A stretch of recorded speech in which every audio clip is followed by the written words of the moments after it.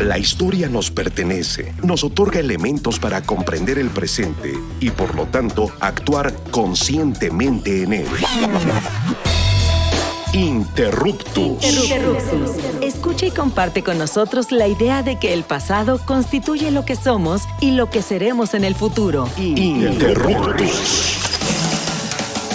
Hacer época no es intervenir pasivamente en la cronología, es interrumpir el momento.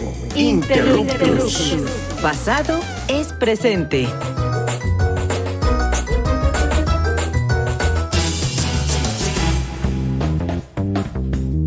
Hola, les damos la más cordial bienvenida a Interruptus, Pasado es Presente, su programa favorito de divulgación y reflexión sobre la historia. Yo soy Augusto Mote y hoy, como siempre, vamos a tener un programa bien interesante, puesto que vamos a hablar de una situación bastante común, ¿no?, en el contexto latinoamericano, que es la violencia rural o la violencia contra comunidades campesinas en Colombia. En este caso, pues hablaremos, ¿no?, de lo ocurrido durante el gobierno de Julio César Turbay entre la década de 1970 y 1980. Un tema que nos invita, por supuesto, a reflexionar sobre la violencia contra comunidades campesinas, que, como bien lo había mencionado, es bastante recurrente, ¿no?, en Latinoamérica, y obviamente esto depende de diferentes contextos. Pero bueno, antes de iniciar la conversación con nuestro invitado, quiero saludar a Misael Chaboya, que también ya anda por acá en el estudio C del IMER. Misael, ¿cómo andamos? Así es, pues ya listos para un programa nuevo de Interruptus aquí en Radio Ciudadana. Pues vamos a estar conversando pues sobre otra región, pero que tiene implicaciones también y, por supuesto, cierta cercanía, paralelismos con los casos mexicanos. Exacto, ¿no? O sea, prácticamente pues desde una perspectiva de la historia global, o sea, digamos, son casos que están conectados, ¿no?, en diferentes partes del contexto latinoamericano, incluso, ¿no?, en otras partes del mundo. Bueno, pues como ya les anunciaba, vamos a tener una conversación con un muy querido amigo mío, ¿no? Él es Camilo Epe Narváez, y bueno, les hablo un poquito sobre él, ¿no? Camilo es historiador egresado de la Universidad del Valle, con la sede en Cali, Colombia, maestro en historia de la Universidad Iberoamericana de la Ciudad de México, y actualmente, ¿no?, de nuevo ingreso a la maestría en estudios sociales y políticos de la Universidad ICESI, igualmente en Cali, Colombia. También les comento, ¿no?, que es activista por los derechos humanos, acompañante del Tribunal Popular de Siloé y colaborador para la Comisión de la Verdad sobre el Estallido Social 2019-2021 en Colombia. Bueno, pues el día de hoy Camilo nos viene a hablar sobre su recientemente tesis de maestría en historia hecha, ¿no?, en la Universidad Iberoamericana. Pues Camilo, ¿cómo andamos? ¿Cómo estás? ¿Qué tal? Un gusto saludarles, un gusto estar aquí, agradecerles la invitación y saludar también a los oyentes. Gracias, Camilo, por estar acá. Y bueno, a mí me gustaría abrir nuestra conversación con una pregunta pues que tiene que ver con un concepto que, bueno, nos vas a platicar justamente de él en cuestión, pues más bien del contexto que sucede en Colombia o sucedió en Colombia. ¿Qué entenderíamos por violencia rural? Pues en el estudio que tú haces, en el marco de las comunidades campesinas, pienso también yo indígenas, ¿no?, incorporarlas en el momento muy característico de la década de los 70, finales de los 80, inicios, pues el arranque del neoliberalismo en la región latinoamericana y en Colombia en particular. Para empezar, quisiera que pensáramos en que no se trata de una sola violencia, sino que estamos hablando de muchas violencias, también estructurales. Y es que en Colombia la violencia y lo que conocemos muy bien como conflicto armado se desarrolló en diferentes tipos de espacios, y en la parte rural pues fue el lugar más pesado, más denso y que tiene más víctimas. Entonces, cuando hablemos de estas violencias, en mi tesis hablo sobre represión, pero también soy consciente de que hay un abandono estatal histórico, que las comunidades campesinas han sido históricamente perseguidas, incluso aniquiladas. Y tenemos diferentes aspectos y diferentes actores que se disputan estos espacios, y que ha hecho que la violencia se establezca como un medio de vida y que también se apodere de todo este tipo de convivencia que hay ahí, porque no solo tenemos al Estado con el ejército o la policía en algunos casos, sino que también tenemos al paramilitarismo, también tenemos a los narcotraficantes y también tenemos a las guerrillas. Así que quisiera empezar por eso. También, cuando estemos hablando de estas violencias, quiero que tengamos muy en cuenta de que en Colombia las reformas agrarias han sido totalmente fallidas, de que han habido 3 reformas agrarias importantes, y ahorita hablaremos de eso. Pero en este caso no hay una redistribución efectiva de la tierra, no hay tampoco un acceso a la misma, tampoco hay garantías para la modernización del campo colombiano. La inserción política es prácticamente nula, y las únicas oportunidades de que estas personas pudieran ingresar a la política sería en 2 partidos políticos, el conservador y el liberal, que el que ya sabemos un poco, pues hubo la década de los 50 y los 60, pues algo que académicamente llamamos la violencia. Así que este contexto de guerras se fomentó, o mejor, se insertó tanto a partir de la doctrina de seguridad nacional también, Entonces el enemigo ya no es solo el guerrillero, sino que el enemigo está en todas partes. Y otra particularidad, a diferencia de tal vez otros países de Sudamérica, es que en Colombia la primera guerrilla que nace desde esas partes de abajo. Se estructura de abajo hacia arriba, a diferencia de otros movimientos armados donde los intelectuales son importantes. En Colombia, esas guerrillas nacen a partir de esos movimientos liberales que fueron perseguidos por los conservadores y el Estado, y eso logra de que esta guerrilla tenga una particularidad, y es que los campesinos fueron como el centro de este movimiento, que lo conocemos como las FARC, las Fuerzas Armadas Revolucionarias de Colombia, que en este momento pues, se supone que están extintas, pero no. Nominalmente, por lo menos. Muy bien, Camilo. O sea, básicamente, ¿no? Estamos hablando de un sistema de violencia prácticamente estructural, ¿no? Que se vive, digamos, en diferentes partes, ¿no? En diferentes, incluso, ¿no? Grupos sociales a lo largo del país, ¿no? Cada una, pues, digamos, matizadas, ¿no? A partir de su contexto. Y comentabas algo muy interesante, ¿no? Yo creo que, sobre todo, ¿no? Hablando de esta violencia en el campo, ¿no? O violencia contra campesinos, quisiera que nos explicaras un poco más a detalle, ¿no? Cómo es el contexto agrario en Colombia con respecto a la propiedad de la tierra, ¿no? O sea, entendemos que en otros contextos, pues hubo reformas agrarias, ¿no? Por ejemplo, en el caso de Cuba, en la segunda mitad del siglo XX, después de la Revolución, México, ¿no? Incluso a inicios del siglo XX, pues con reformas agrarias que, digamos, no parcialmente fueron exitosas. En el caso de Colombia, ¿cómo es la situación de la tierra con respecto a, digamos, ¿no? Los grandes emporios de terratenientes y sobre todo, ¿no? Con la situación del monocultivo, ¿no? Que en este caso sería el café, por ejemplo. Yo creo que a diferencia de otras partes, insisto, el caso colombiano no es que sea sui generis, pero sí es un caso con unas particulares muy demarcadas, y es que en esas tres grandes reformas que les estaba comentando anteriormente, la primera fue en 1936 con Alfonso López, que él intentó hacer como una revolución que se llama Revolución en Marcha, que tenía muchos aspectos sobre la modernización en la ciudadanía, en el campo, en la ciudad y demás. Esta reforma se vio truncada por esos problemas que dieron paso a la violencia, con el asesinato de Gaitán, que es uno de los líderes políticos más conocidos de ese movimiento liberal. En 1961, después de todo el descontrol que se formó a partir de esa violencia y que otros gobernantes como Rojas Piñas tampoco pudieron darle una solución a esta situación, se intentó practicar otro tipo de reforma agraria con Alberto Lleras, que también fue un poco fallida, porque en Colombia pasa algo muy particular. Es decir, los campesinos están pidiendo tierras, están pidiendo el control sobre estas, pero lo que sucedió fue que se le dio mayor vitalidad o mayor importancia a esas élites agrarias que ya existían, y esto lo que posibilitó es que la colonización de estos territorios pues simplemente fomentara mucha más violencia. Entonces los campesinos, por su parte, quisieron tomar las tierras a la fuerza, y pues obviamente esto creó un movimiento de violencia exacerbado ya con los odios políticos que existían antes. Así que un claro ejemplo fue comandar las FARC, que en 1964, en una región de Colombia, un departamento como lo llamamos nosotros, que se llama Tolima, en esta región de Marquetalia, unos campesinos que estaban organizados en ligas campesinas, pues deciden armar un espacio aparte, autónomo de las decisiones del Estado, y esto pues provoca una reacción del Estado. Y la reacción del Estado fue totalmente desmedida. En 1964, bajo la presidencia de Guillermo León Valencia, bombardean esta parte, hubieron más de 100 personas asesinadas, y desde ahí se deciden que estas autodefensas campesinas pues ya se iban a ir a otras partes del país, se relocalizan, y pues la violencia ya empieza propiamente con movimientos armados. Insisto, lo que estaba contando ahorita, el Partido Comunista Colombiano tuvo mucha injerencia sobre las FARC de los años venideros, y también al ser una guerrilla de una índole campesina, pues se extiende o se separa un poco de las otras guerrillas que fueron haciendo, como el EPL, el Ejército Popular de Liberación, y el ELN, Ejército de Liberación Nacional, que es la única guerrilla propiamente de ese momento que sigue existiendo. Así que también hubo un intento de institucionalización con el INCORA, que era el Instituto Colombiano para la Reforma Agraria. Tampoco funcionó muy bien, pero se hizo como un acompañamiento. Hasta 1966, cuando llega Carlos Lleras a la presidencia, se empieza a fomentar un poco más esa relación entre campesinos, Estado, y se crea lo que es la ANU, la Asociación Nacional de Usuarios Campesinos. Esto fue un inicio, se planteó como para calmar un poco los ánimos de que estuvieran entendiendo que sí había como una institución que estuviera al cargo de la reforma agraria, pero también falló.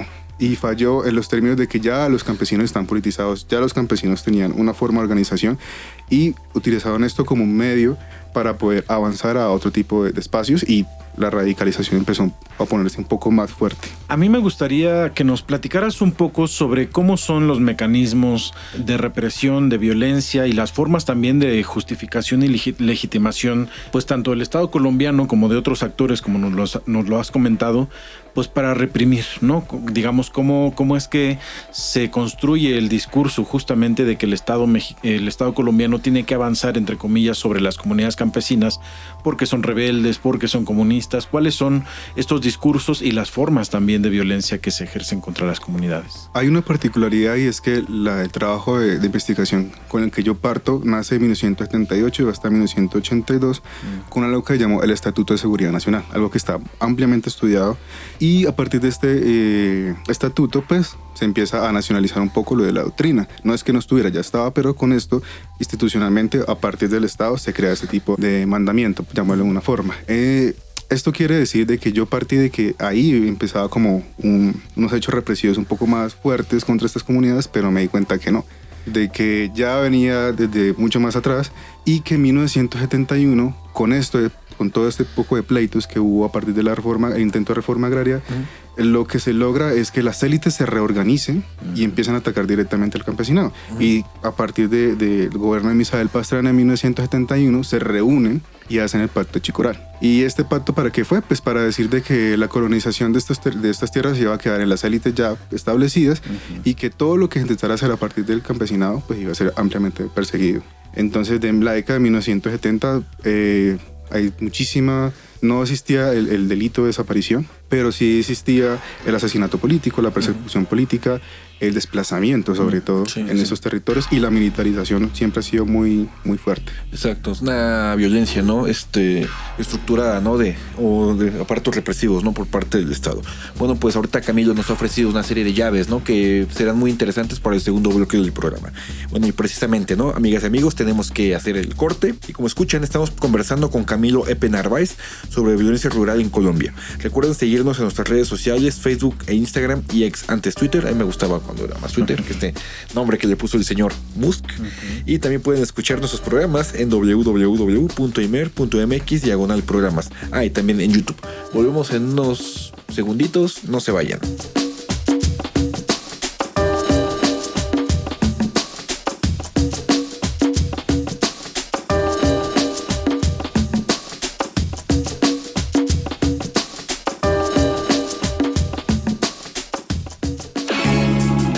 La historia es nuestra, porque la hacemos todos los días. En un momento continuamos. Interruptus. Pasado es presente.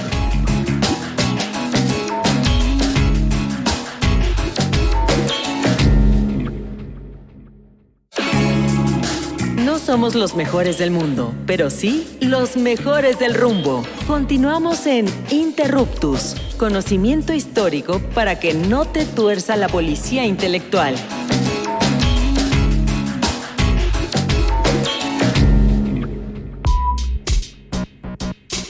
Amigas y amigos de Interruptus, regresamos a nuestro segundo bloque. Estamos conversando con Camilo Epe Narváez, historiador, sobre violencia rural en Colombia en la segunda mitad del siglo XX, en particular en las décadas de los 70s y de los 80s. Camilo, estabas en el bloque anterior, ¿no? Comentándonos un poco, ¿no? Sobre los mecanismos de represión.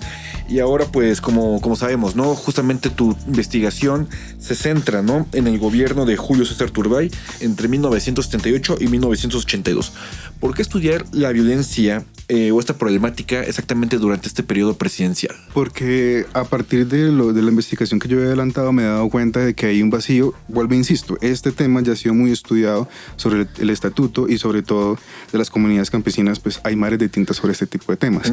Sin embargo, yo a partir de mis vivencias también me he dado cuenta de que el testimonio como tal no se ha materializado bajo un lente un poco académico y sobre todo para poder comprender cómo estas comunidades están haciendo este tipo de denuncias, porque en últimas pues sí hablo de violencias, pero lo que me interesa es cómo estas comunidades empezaron a hacer estas denuncias y cómo esto llegó a convertirse en una parte fundamental del desarrollo y el inicio de los derechos humanos en el país, igual que en la región. Así que para mí es muy importante insistir de que este estatuto pues reveló que había unas violencias dentro de las ciudades El M-19 siempre incomodó al gobierno por todos los actos que hicieron, pero las comunidades campesinas se vieron igualmente afectadas por este tipo de situación, pero también por las situaciones que anteriormente le estaba comentando.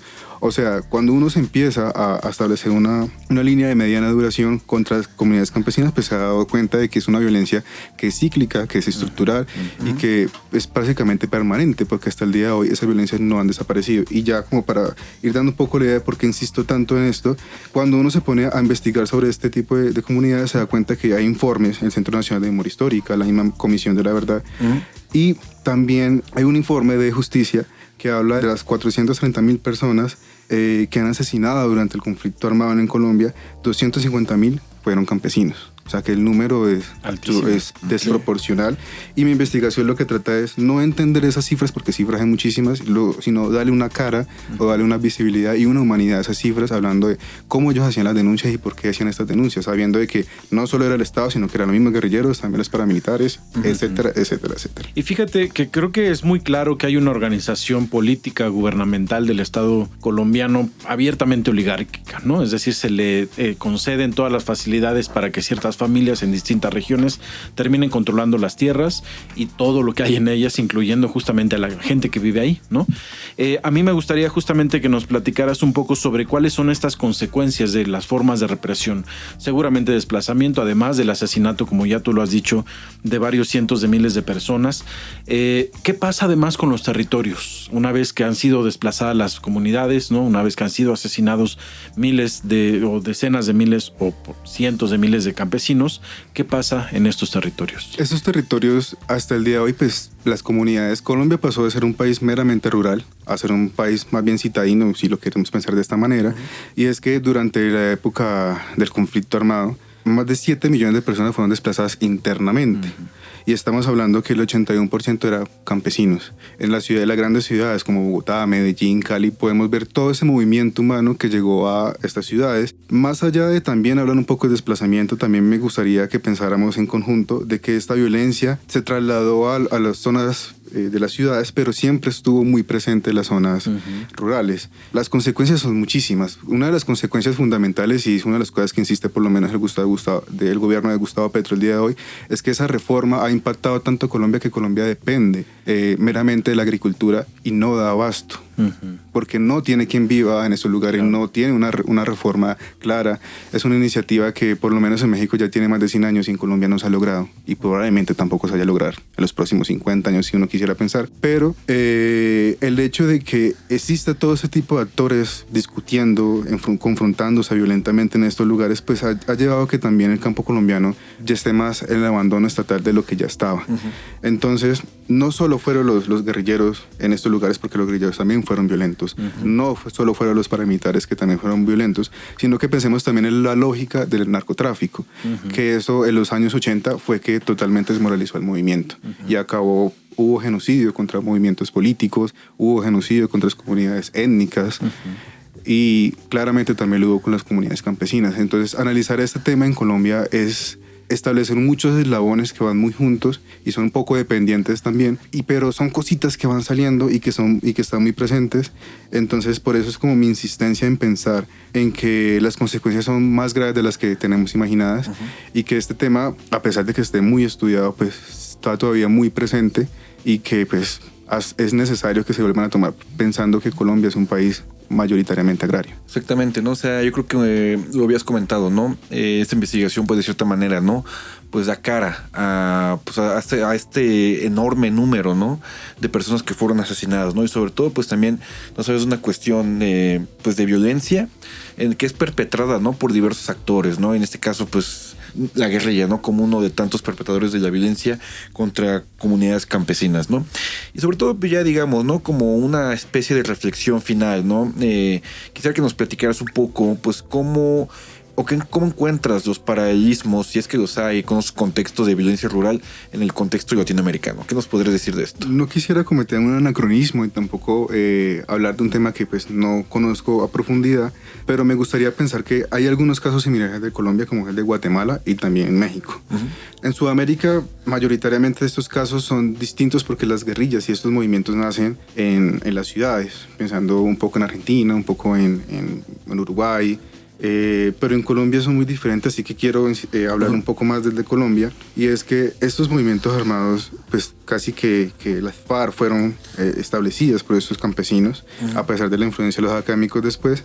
El abandono estatal es algo que pasa en toda Latinoamérica, no es exclusivo de Colombia, y creo que todos los movimientos, incluso hablando también de los sociales, nacen y parten de este abandono estatal, de las desigualdades, y creo que el mejor paralelismo que puedo establecer, y es que en Colombia lo que ha sucedido y que ha sido también el espejo para otros países como lo que sucede en México, es que ha estado adelantado a situaciones un poco ajenas a lo que ha sucedido. Entonces, cuando hablabas del neoliberalismo, yo creo que hubo gobiernos que implementaban el neoliberalismo a partir de los 90, pero el narcotráfico ahondó mucho más en eso. Entonces, en mi experiencia viviendo aquí en México y pensando también en mi situación en el país, hacía esa similitud con la guerra contra el narcotráfico, y también hablando también en la guerra sucia.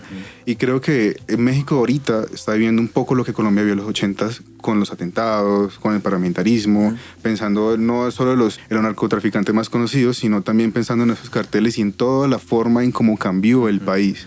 Así que lo que está sucediendo aquí es muy similar, y creería que el paralelismo más inmediato es México.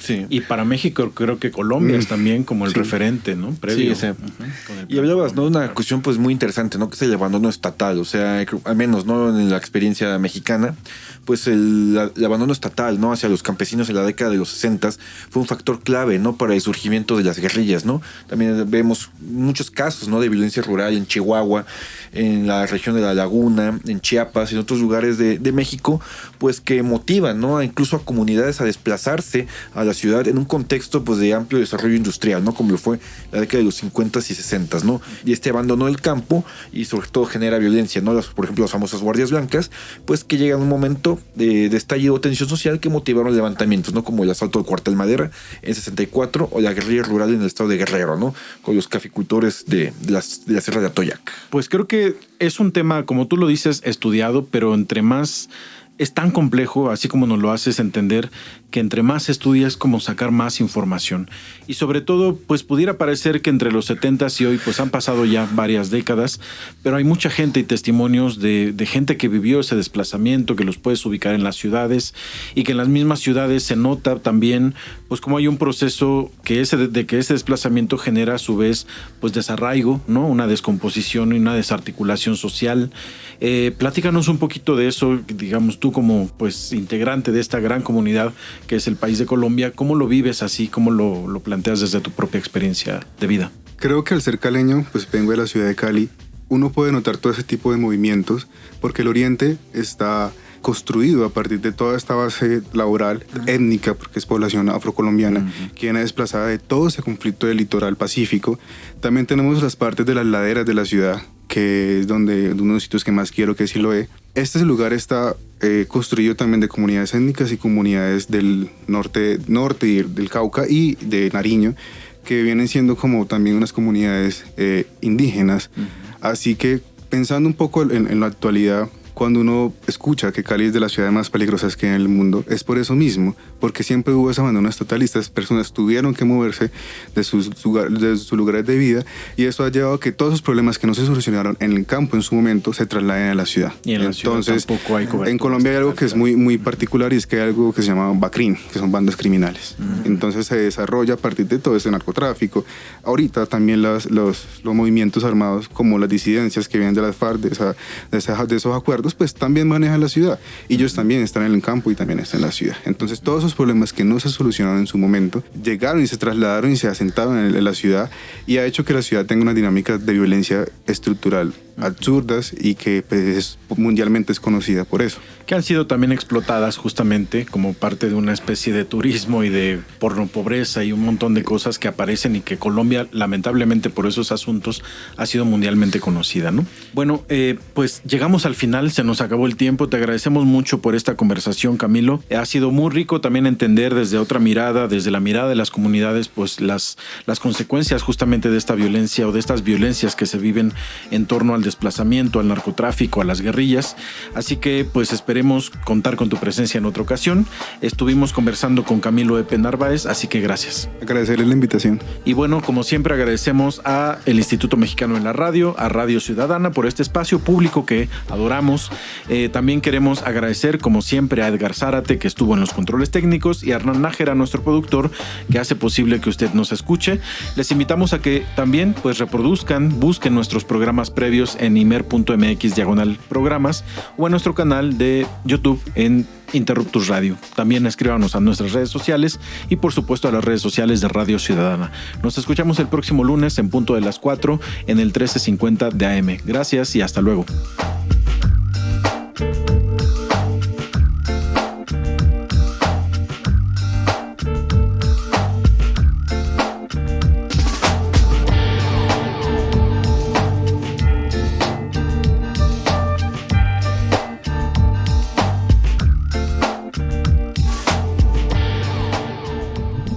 Interruptus. Los esperamos la próxima semana para seguir indagando en la diversidad cultural y social de México, desde la mirada histórica. Interruptus. Porque comprender nuestro pasado es primordial para entender nuestro presente. Interruptus. Pasado es presente.